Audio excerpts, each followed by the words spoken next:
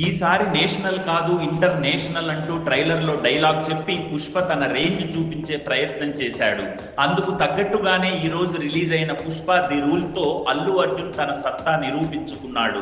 శేషాచలం అడవుల్లో ఎర్రచందనం కూలీగా తన ప్రయాణం మొదలుపెట్టి సిండికేట్లో తనకంటూ ఒక గుర్తింపుని స్థానాన్ని ఏర్పరచుకొని తన దారికి ఎవరు అడ్డొచ్చినా తగ్గక తన మొండి ధైర్యంతో ఎదుటివాళ్లు ఎవరైనా సరే తగ్గేదే లే అన్నట్టు ఢీకొడుతూ ఉంటాడు పుష్పరాజ్ అలియాస్ పుష్ప. ఈ ప్రయాణంలోనే ఎస్పీ బన్వర్ సింగ్ షెకావత్తో వైరం పెరిగి పెద్దదవుతుంది. తన వ్యాపార సామ్రాజ్యాన్ని పెంచుకునే క్రమంలో స్నేహితులతో పాటు శత్రువులను పెంచుకోవడం, శ్రీవల్లితో ప్రేమ ప్రయాణంలో first part Pushpa the rice ముగుస్తుంది. సరిగ్గా అక్కడి నుంచే పుష్ప ది రూల్ మొదలవుతుంది. ఫస్ట్ పార్ట్ పూర్తయ్యేటప్పుడే ప్రేక్షకుడికి పుష్ప షెకావత్ల మధ్య వైరం ఎలా ఉండబోతోందనే ఆసక్తి కలుగుతుంది. కథలో పుష్పకి ప్రథమ శత్రువు షెకావత్తే అని అర్థమవుతుంది. రెండో పార్ట్లో కథ అక్కడి నుండే మొదలైనప్పటికీ పుష్ప సీఎంను కలిసే ఎపిసోడ్ నుంచే అసలు కథ మొదలవుతుంది. అటు పొలిటీషియన్స్ కి ఇటు పోలీసులకి మరిన్ని ఛాలెంజ్లు విసురుతూ పుష్ప అంటే ఫైర్ కాదు వైల్డ్ ఫైర్ అంటూ తన బ్రాండ్ నేమ్ని పెంచుకుంటాడు.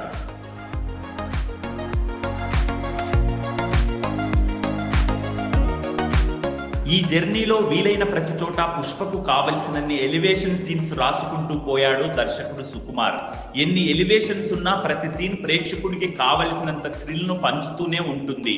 పుష్ప షెకావత్ల ఎత్తులు పై ఎత్తులు అసలు సిసలు మజా. షెకావత్ కు ఝలక్ ఇచ్చే సన్నివేశం ప్రేక్షకుడికి మామూలు కిక్కునివ్వదు. ఇంటర్వెల్ ముందు వచ్చే సీన్స్ ఇక సినిమాకే హైలైట్. ఇక సెకండ్ హాఫ్ లో ఫ్యామిలీ డ్రామాని కూడా చాలా చక్కగా పండించాడు దర్శకుడు. పెళ్ళాం మాట వింటే ఎలా ఉంటుందో ప్రాపంచికానికి చూపెడతా అనే డైలాగ్ ని స్టోరీతో బాగా లింక్ చేశారు. పెళ్ళాం మీద ప్రేమతో పాటు వాళ్ళ మధ్యలో ఉండే ఎమోషన్స్ కూడా చక్కగా కుదిరాయి. అవి ఎక్కడా స్టోరీని డిస్టర్బ్ చేయకపోగా పుష్పని మరింతగా మెరుగుపరుస్తాయి.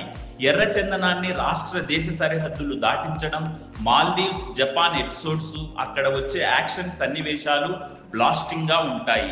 ఇక జాతర ఎపిసోడ్ లో పుష్ప చీర సవరించిన ప్రతిసారి థియేటర్ దద్దరిల్లిపోతుంది.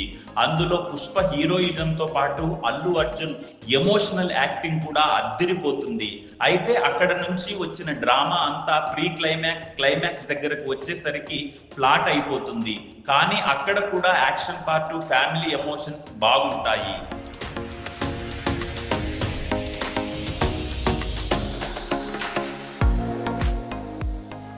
ఎక్కడికక్కడ బ్యాక్గ్రౌండ్ మ్యూజిక్ పుష్ప మీద అభిమానులకు ఉండే పిచ్చిని పీక్స్ కి తీసుకెళ్తుంది.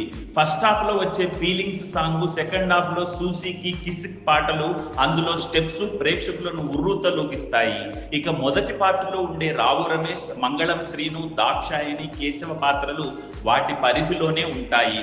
చివర్లో ఒక మంచి ట్విస్ట్ తో పాటు థర్డ్ పార్ట్ కూడా కావలసిన కొన్ని ఎలిమెంట్స్ తో పుష్ప 2ని ముగించారు. సినిమా మొత్తాన్ని మీరాస్లో క్యూబా తన కెమెరాతో చాలా గ్రాండ్యూర్ గా చూపించారు.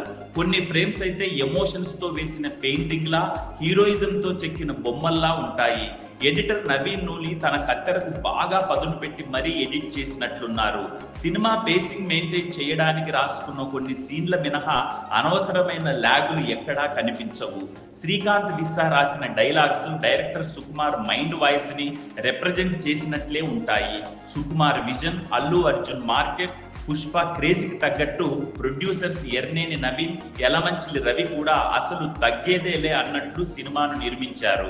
మొత్తం మీద పుష్ప ది రూల్ అర్జున్ అభిమానులకు పూనకాలు తెప్పిస్తే, సినిమా అభిమానులకు ఒక మంచి యాక్షన్ డ్రామా చూసిన ఫీలింగ్స్ తెప్పిస్తుంది.